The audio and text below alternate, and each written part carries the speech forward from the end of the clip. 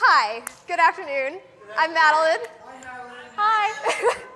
All right, so I kind of want to start out where we've left off with everybody's previous sermons. So we're Unite, and I love this service. I'm really excited to be here. I'm excited that this is happening. I wasn't feeling totally happy with the traditional service for a while, and so I love this. I feel like this is exactly what I was hoping would happen, and so Praise God. I love it. So, yeah. And so, because the theme of the service is Unite, we've talked a lot about unity in our previous services. We've talked about unity with one another, within our church body and other Christians, and unity with God. And so I kind of want to move away from that insular view of looking at unity and think about how we can find unity with people that are outside our church body. Also, if I'm talking too fast, just do something to me. I told my parents to bring a squirt bottle or something, and if I talk too fast, just be like, stop it. All right, so anyway, what I wanted to think about first is who are the people that are outside of our church body. So if we're just to put things in really polarizing terms, there's us and then there's them. All of those people that aren't in this room right now, that aren't part of our church body, that didn't come to morning traditional service. Who are those people? So I think there's two parts to that. I think the first group of people are people that we really get. They're people of faith. And sometimes people of faith are other Christians, and maybe their beliefs are slightly different than us. But at their core, they believe the same things as us. They believe that Jesus is the Son of God, we follow the same scripture, and we can find a sense of unity because at the end of the day, we share core beliefs. And just to prove a point to that, I decided to do a little bit of a social experiment with my friends. And I kind of was thinking to myself, I think we know how to talk to other Christians that aren't exactly like us. So I invited a couple of my best friends, and it was really easy. I basically just said, hey, I'm preaching, do you want to come? And they said yes, and they're here. And I love them, and they're awesome. And sometimes it's a little bit harder if the people that are other Christians aren't your best friends, but at the end of the day, I think we have guidelines for how to talk to those people. We know that those conversations are usually about settling our differences, finding common ground, and through that we can achieve unity. There's another group of people within this first category of people of faith, and those are people from other faiths. And I think that we've had some really different ways that we've felt like we can approach these people in the past, but I think we're kind of moving away from this sort of doom and gloom Old Testament version of interacting with people that have faith that isn't ours, and we're now kind of trying to approach them in the same way that we approach other Christians. We're like, okay, at the end of the day, we all believe in God, and we maybe don't believe the exact same things, but we can find common ground and we can find unity through that. Now, there's another group of people who are outside of our church body, and I don't know how to talk to them, and I've been really struggling with that for a while. And this other group of people is people that don't have any faith whatsoever, people that don't come from any religious background and really don't have anything that they believe in. So how do you talk to those people? If the model for talking to other Christians outside of our church body is to find common ground with them, settle our differences, and find unity through that, what do you do with somebody that you feel like you have no common differences, common ground that you can reach? What do you do if the point isn't, oh, let's settle our differences? It's just, well, we're completely different. There's nothing to settle. I don't really want to talk to you. How do you move past that? So I feel like that's something that I've kind of struggled with because I feel like there isn't something in the Bible that's like, well, that's how you talk to those people. And I think that we can communicate with these people, but I don't know. We aren't really prepared for that based on what we've read in Scripture. And I think this is in two parts, a new problem and an old problem. So in the sense that it's a new problem, I think that in our society as Americans, we've kind of gotten used to Christianity being the default. I think we're kind of used to the idea that if you aren't some other religion, you're a Christian. And I think as a society, we're kind of moving away from that. I think we're now at the point where it's your default is simply that you don't have any faith, which is interesting because we're not used to dealing with that. We're used to thinking, oh, we approach people who don't have any faith as Christians that maybe took a step back, but we can still bring them back into the fold. And I think that we need to kind of move away from that attitude. So my feeling is, on the one sense, it's a new problem. We're becoming a generation of people, and faith isn't the default. But by the same coin, it's also an old problem. I feel like the concept of religion before Christianity was kind of this idea of you inherited religion. So religion wasn't necessarily something personal to you. It was something that the state gave to you. It was something that your family and your ancestors passed on to you. So it wasn't really like you had some deep emotional connection to Zeus or Baal or whatever. That was just what somebody told you to do. You had to like show up, go through the motions, and that was that. And then when somebody would come along and say, hi, I believe in this guy Jesus, and he wants you to have a really personal relationship with God, that was pretty radical. It wasn't just follow this religion because somebody told you to. It was like, no, this is for you. And on the one hand, I don't know. I feel like Christianity kind of turned into this idea of inherited religion. I think the idea is that a lot of people just sort of defaulted to Christianity because it was the majority religion, and you just were ancestored into it. So I think that that's something that we're kind of wrestling with, and that's where I wanted to enter this from. So I'm going to take a bit of a step back from the broad ideas and kind of talk about why I feel like this is important to me. So most of you know that I graduated from college a couple months ago. And I had the option to go to a Christian college, but I chose not to. I decided to go to a liberal arts college. I don't know what that means. But the point is basically it was a secular school, Scripps College for Women. So I had an interesting experience there. So the culture at non-Christian colleges is pretty monolithic. Pretty much everybody thinks the same things. They all think that they're really radical and different, but they all think the same things. And so sometimes that can come across to us as Christians, because that monoculture is not Christianity, as anti-religion, and aggressively so. But I think the problem is everybody believes the same thing, and since it's not the thing I believe in and the thing that you believe in, that can come across as anti-religion. So I was kind of faced with this funny spot where I felt like I was the counterculture in this school full of people that didn't believe what I believed. I kind of looked back on it while I was writing the sermon and realized that with the exception of maybe one person, everybody I was friends with or had a class with was an atheist, which was really interesting. I wasn't used to that. I mean, I was used to having close friends that even if I didn't have the exact same beliefs as them, we both saw eye to eye and could talk about religion. So it was an interesting problem. I kind of decided when picking a college that going to a secular school wasn't going to be a problem. I felt really secure in my faith, and I was like, you know, this is so important to me. I'm not going to lose sight of this. I go to church every week. It's going to be fine. And it kind of wasn't fine. It was really hard. It was really hard to feel like I went to a place where people didn't understand why I was getting up first thing in the morning on Sundays and disappearing. People didn't really understand, like, that when they were cracking jokes about religion, it kind of hurt my feelings, and I wasn't really sure what to do about it.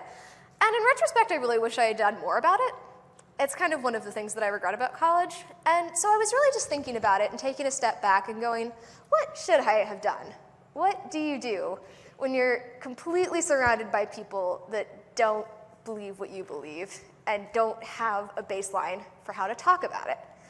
So I think that we have this urge to fight this culture with hostility, and that's obviously not the way to go. If you're going to be hostile about this, you're not going to reach anybody. You're just going to push them further away. I think we all know this. And I think it's also important to realize that the concept of evangelism has kind of been taken away from us. I feel like when you hear evangelical Christian, you think that really radical person on the news that probably didn't do something that we agree with. And I think it's tricky because I think what I want us to be is evangelical and reaching out to people. And I think the misinterpretation is that people that are saying they're evangelical is that they're acting as prophets. And they aren't. What you really need to be doing is forging a personal relationship with somebody, and instead we're preaching at them. So I think that those are a few things that we need to figure out how to move past. So, like I said, I was kind of struggling to find scripture that dealt with this. So I decided to look at two really big examples of people from the New Testament that had to deal with people that didn't believe what they believed in. So I went with two pretty obvious examples. I went with Paul and Jesus. So Paul is interesting. Paul has to start forming the first few Christian churches. And I think a lot of the time when we look to Paul's teachings, we look to Romans, and we kind of go, okay, this is Paul's guidelines for Christianity. This is how we're supposed to do it. It's all in one nice book. Done. All good. But I think that's wrong. I think that Romans is a guideline for the first group of people I described, where it's people that are both Christians, that have faith, but they just don't see eye to eye. And it kind of gives you guidelines for how to interact with people that don't see eye to eye with you, but at the end of the day, you want to agree and you want to find unity as Christians. And I think that Paul knew how to deal with people in the way I'm describing, where they didn't have a baseline for faith in Christianity in the same way he was hoping. But that's not necessarily what's in his books. It's kind of underlying them. Paul has all these letters where he talks about people, and he thanks them, and he says, thank you to this person, and that person, and thank you for doing this for me, and I'm writing to you, thanks a lot. Who are those people?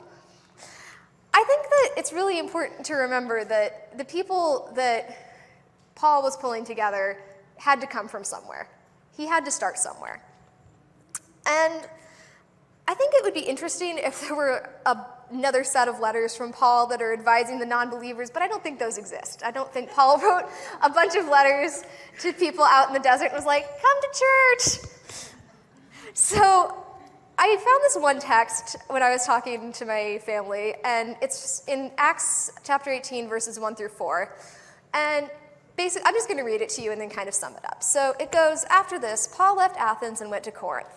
And there he met a Jew named Achaia and a native of Pontus, who had recently come from Italy with his wife Priscilla, because Claudius had ordered all Jews to leave Rome. Paul went to see them, and because he was a tent maker, as they were, he stayed and worked with them. And every Sabbath he reasoned in the synagogue, trying to persuade the Jews and Greeks. I think that tent maker line is oddly important. It's not so much that he was going out and preaching and writing letters to people. I think it was that he was going out and meeting people in a context where he could work with them and find unity with them before sharing his message. So I was having a conversation with my dad, who thinks about these things way more deeply than I do, and I'm pretty sure he knows the Bible in Greek. And he basically was like, it's really weird that Paul's a tent maker. He's literate. He could be doing something way better with his life and having a much cushier life, just writing some letters and staying out of this tent business. And we had a good talk about it, and I kind of was thinking, this is the perfect way to meet people one-on-one. You make tents in the marketplace, and you talk to people while you do it, and that's how you meet the everyman. And that's how you say to them, hey, this Christianity thing is for you. You can be one with God, but no worries if not. I'm here to help you make a tent. And I think that that's a really good baseline for how you're supposed to start interacting with people. Because the point isn't so much to just come up to some random stranger you have no relationship with. The point is you have to foster that relationship. So once you've done that, once you have set out, you've done something, and you've put yourself in a context where you're interacting with a myriad of people, whether they're sinners, other Christians, whatever, you are meeting everybody, then what do you do?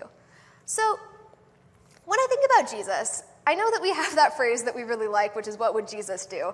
And it stresses me out a lot, because sometimes I think about it and I'm like, well, Jesus could perform miracles, and I can't heal the blind, so I really can't do what Jesus would do, but you know, nice thought.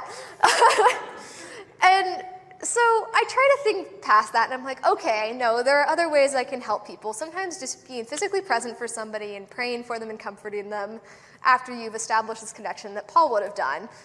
And then I was reading through some other examples. I was like, okay, what are some specific examples of Jesus meeting with people that aren't him performing miracles? Because I can't do that. And I found this great blog post, and it basically was titled, Jesus Ate His Way Through the Gospels. So, and they had a point. Basically, a good chunk of the book of Luke is Jesus eating a meal with people. And they're either his followers, they're sinners, they're people that are seeking him out. And I was like, you know what? I think that's the key to it. Eating a meal with somebody is a great unifier. It's universal. Everybody needs to eat. Everybody needs human contact. Everybody needs community.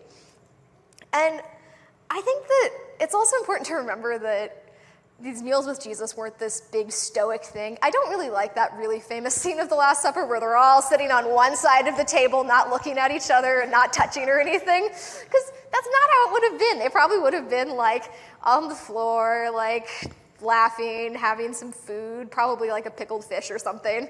And they probably were having a good time. It's not all serious. It's people loved Jesus, and it wasn't because he was, he wasn't so removed from people that they were just his leader. He was their friend. And I think that's the really key thing to remember here, is that you have to find unity with people by establishing a relationship with them.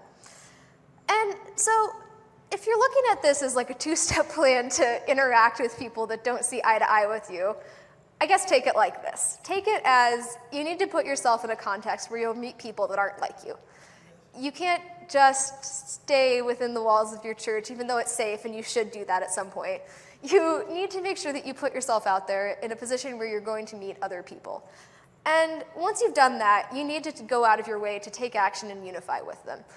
So I had a really good conversation with Josh Mortensen last night, and he was telling me about this homeless man that was sleeping in the church parking lot, and rather than giving him a hard time or anything, he just kind of let him sleep and gave him a cup of coffee and was basically like, I'm not here to give you a hard time, it's fine, just do what you need to do.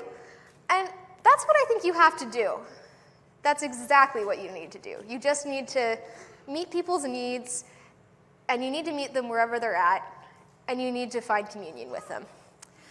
And another thing which I kind of wanted to bring up is that in the age of social media, I feel like we really discount how important one-on-one human contact is.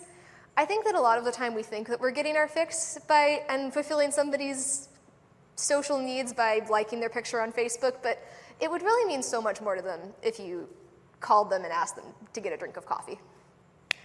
So I kind of want to end this with a story about somebody that really helped me. So I had one Christian friend in college, and she was great. And so she would always go out of her way to make sure that I stayed involved in things and checked up on me about my faith, and she was awesome. And so we were kind of friends. We lived in the same dorm. She was nice. And I was having a bad day. Anybody that's gone through college recently knows that you have a lot of bad days. It's just normal. At the time, it felt like the end of the world. I'm sure it wasn't. I think I was just had a bad test, and I don't know what. I was stressed. And so I was having a bad day, and I, in typical college fashion, ended up crying in my hallway in my dorm. And I guess I was making a bit of a scene. So I feel like this, I feel somebody come up behind me and put a blanket on my shoulders and drop a bag of chips in my lap. And they kind of put their hand on me, and it was this girl who lived right next door to me, and she's like, hey, I really don't know what you're going through, but I'm doing a devotional in my room right now, and if you want to talk about whatever you're going through and maybe hang out afterwards and sing some songs with us, you're more than welcome. And we ended up being really good friends after that. And that, luckily for her, I wasn't a hard sell because I was already a practicing Christian, but I know that she did things like that for so many people that maybe weren't as receptive as me, and I really respected that. And I think that that really should be the model.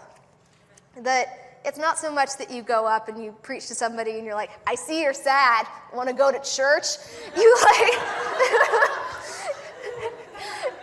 you just meet their needs, and if it seems like they're receptive, you invite them. So there was this quote that I really like, which might be from St. Francis of Assisi, but it's one of those things where you don't really know. And the quote basically goes, preach the gospel daily, and when absolutely necessary, use words. And I think that that's what we should do. So if you feel moved to do this, take someone out to coffee this week. Somebody that isn't in your immediate circle of friends, and just get to know them a little better. See what they're doing. And if that feels too challenging, just talk to one of your Christian friends that maybe you'd like to connect with a little bit more deeply. And I think that might be a really good way to move forward and see if you can expand your circle of people that share your faith. So, thanks.